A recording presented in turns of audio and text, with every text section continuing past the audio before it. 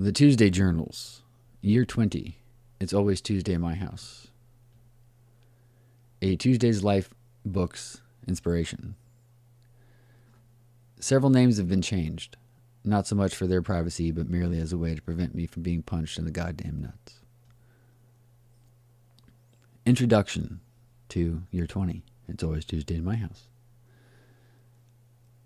Throughout my entire life, I've always wanted to tell stories. I've always wished that I could share everything about my life with everyone, as if my life were a key to unlocking the secret of being alive. I want people to have seen the things I've seen and have done the things I've done and been the places I've been.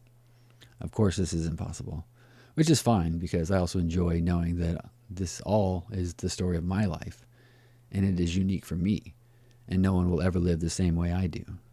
I had planned for years to start a journal, but I never came through on starting one until years and years after thinking about it. Late junior year, spring of 1999, I was real close with an ex-girlfriend whom I had dated not too long before, and we broke up on good terms and stayed good friends, even to this day. She kept a diary for a long time, but had stopped for a while and had been wanting to start back up. So we both, on the same day, began to document our lives. That was April 20th, 1999, the day of the shootings at Columbine High School. Just an interesting tidbit. This journal I did not name and really can't say I utilized well. I mainly wrote a little about my day, my hours worked, and movies watched. Nothing too in-depth. It documents rather sporadically and poorly April to October of 1999 with one entry from January of 2000. It's funny to read now. I still have it. It's simply a wire-bound tablet that I used the previous summer in summer school. The only thing it was good for, and is still good for, is it did document the dates of certain events that were pivotal. As far as how it relates to this journal, I too, in the first journal, ended every entry with a quote. However, back then they were merely stupid little quotes from movies, nothing too intelligent. Now, in February of 2000, I began a new journal, a small black leather-bound one that I called Mad Jack. The title, like many things at the time, was taken from James O'Barr's The Crow, comic books, graphic novel, trade paperback. Quote, I am Mad Jack, remember that.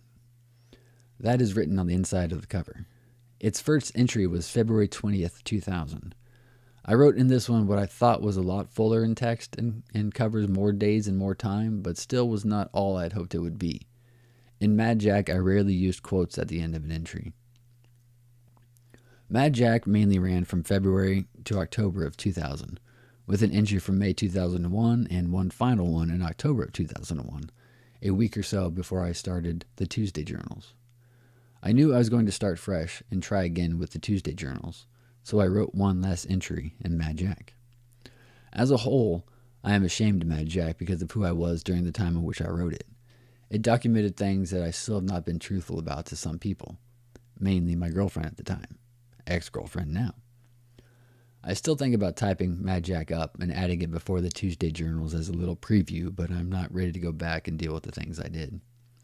I promised my girlfriend that upon my death she'll get Mad Jack and can read it.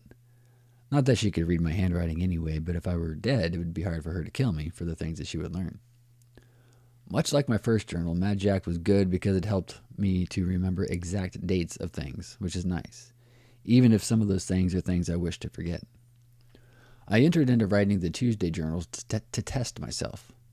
I began at the day I turned 20 to see if I'd grown as a person. Maintaining a journal takes discipline, and it can be a visual representation of my personality of that time. I wanted to write every day, and end every entry with a quote. After the first month, I was surprised to see that I finally followed through on something. The Tuesday Journals document the entire year of my life when I was 20 and ends the day before I turned 21. Obviously, I've already ended the Tuesday Journals as I write this. Currently, I'm writing a successor, year 21. Can't wait till next Tuesday. I never thought I would write every day for a year, and as far as I'm concerned, I feel I did a good job. I also think that it's weird that this year was the year I finally did this. As you will find out, my life will change dramatically from October of 2001 to October of 2002. Almost so much that it feels like a movie and all made up. But all things here are the pure truth. I swear I did not change anything to protect myself or to make me seem cooler. It is all real, and that alone should scare you. I'm glad this was the year I was finally responsible enough to document, and I'm proud to say that I don't regret doing this. I've done many bad things in my life, most of which you will read, and I'm not ashamed to share them because they taught me something and made me who I am today. This is the 20th year of living in words. This is It's Always Tuesday in My House. Enjoy. Brett Allen Coker, 2002. P.S. 2023. As I read these entries for the recordings, I will try and remember to give a mini bio of each person as they are introduced, but I will not introduce anyone that was mentioned in Untitled or Mad Jack. We'll see if I follow through on that. I can't emphasize enough that from what I recall of writing in It's Always Tuesday in My House, year 20, everything is real. There might be some speaking hyperbolically and slight exaggeration of feelings and this and that, but nothing happened that didn't happen. And to the best of my memory, nothing was said that somebody didn't actually say. So remember that. Here we go.